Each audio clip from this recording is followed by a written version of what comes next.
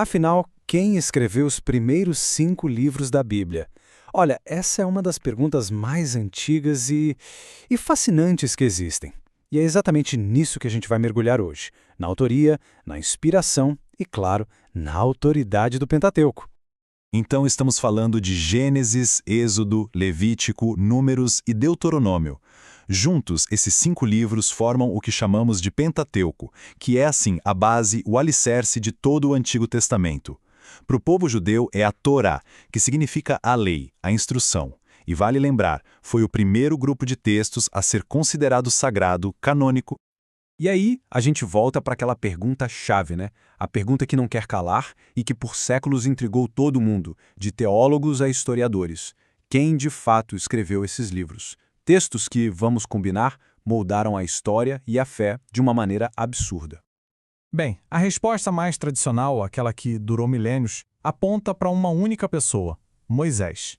Por muito tempo, essa foi a visão padrão, digamos assim. Só para a gente entender o nome, Pentateuco vem do grego e significa literalmente 5 volumes. É uma referência direta aos 5 rolos de papiro que formavam a Torá, que é o coração da Bíblia hebraica. Simples assim. Mas essa visão de que foi Moisés não surgiu do nada, claro. Ela se baseia em pistas fortes dentro da própria Bíblia. O texto mesmo, em vários trechos, diz que Moisés escreveu. E não para por aí. O resto da Bíblia toda, tanto o Antigo quanto o Novo Testamento, vive se referindo à lei de Moisés. E tem mais, alguns detalhes, sabe? Nomes, costumes egípcios, tudo isso aponta para alguém que realmente viveu naquela época e naquele lugar. Só que essa história não é tão simples. A visão tradicional não ficou sem ser questionada de jeito nenhum. Ali pelo século XVIII, e ganhando muita força no século XIX, surgiu um novo jeito de olhar para isso. Uma abordagem acadêmica que veio para desafiar tudo. E os acadêmicos por trás dessa nova onda chegaram com umas perguntas bem complicadas. Tipo, como é que Moisés poderia ter escrito sobre a própria morte e o próprio enterro lá no finalzinho de Deuteronômio? Faz sentido? E outra, por que o estilo de escrita e até o nome que usam para Deus muda tanto de um livro para outro ou até dentro do mesmo livro? Então, essa nova forma de análise ficou conhecida como alta crítica. Ela nasceu ali no período do Iluminismo e a ideia era tratar a Bíblia como qualquer outro documento histórico ou literário.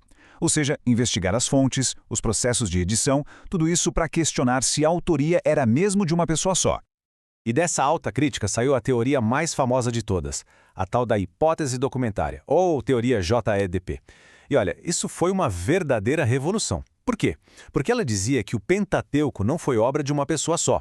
Na verdade, seria uma colcha de retalhos, uma compilação de pelo menos 4 fontes diferentes que foram juntadas ao longo de séculos. Cada fonte com seu próprio estilo, sua própria teologia, a javista, a eloísta, a deuteronomista e a sacerdotal. Cada uma peça desse quebra-cabeça. Ok, então de um lado, temos a alta crítica com a teoria JDP. E do outro, como é que a visão tradicional responde a esse desafio todo? Bom, a resposta tem 2 partes. Uma é a contra-argumentação direta e a outra envolve um conceito-chave, a inspiração divina. A resposta tradicional contra-ataca basicamente em 2 pontos. Primeiro, sobre os estilos diferentes. Pensa bem, um único autor, especialmente um autor talentoso como Moisés, poderia muito bem ter usado várias fontes, tanto orais quanto escritas, para compor a obra. Isso explicaria as variações. E a morte dele? Isso poderia ser simplesmente um acréscimo, tipo um pós-fácil, sabe? Talvez escrito por Josué, o sucessor dele. Isso não anula a autoria do resto. E aqui tem um ponto fundamental. A posição de Moisés era única. Ele foi, como diz o livro de Atos, instruído em toda a ciência dos egípcios. Ou seja, ele tinha preparo intelectual, tinha acesso a registros que ninguém mais tinha, tradições do povo dele, genealogias, talvez até documentos egípcios. Ele estava na posição perfeita para compilar uma obra histórica gigantesca como essa. E é aqui que a conversa muda de patamar. A gente sai um pouco da discussão de quem segurou a caneta e entra num conceito teológico central, a inspiração divina. A ideia é a seguinte: não importa tanto o processo humano, porque o autor final, o autor supremo, é Deus. Ele teria inspirado os escritores humanos que usaram suas próprias habilidades, seus estilos e suas fontes para registrar a revelação divina. Isso tudo leva a gente para a questão da autoridade, né? Se existe todo esse debate sobre quem foi o autor humano, como ter certeza da autoridade divina desses textos? Bem, para a fé cristã, a resposta final, o ponto pacífico, está no Novo Testamento. Pensa só, para os primeiros cristãos, a autoridade da Torá, do Pentateuco, nunca esteve em discussão. Para eles, não tinha dúvida, eles citavam, ensinavam, tratavam como a palavra de Deus mesmo. Era a base de tudo, o que preparou o terreno para a chegada de Cristo. E aí vem um argumento que, para o cristianismo, é o mais forte de todos. As palavras do próprio Jesus. Lá em João capítulo 5, ele diz algo que amarra tudo. Se vocês crescem em Moisés, creriam em mim, pois foi a meu respeito que ele escreveu. É uma conexão direta, inseparável. Para quem segue Cristo, essa fala meio que encerra a discussão sobre a autoridade da lei, não é? E essa não era só a visão de Jesus, não. Foi a visão de todos os apóstolos.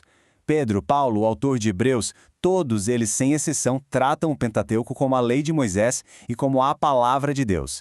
Eles olhavam para aquelas leis, aqueles sacrifícios e histórias e não viam só coisa do passado. Eles viam sombras que apontavam para algo muito maior, a realidade que se revelaria em Jesus Cristo.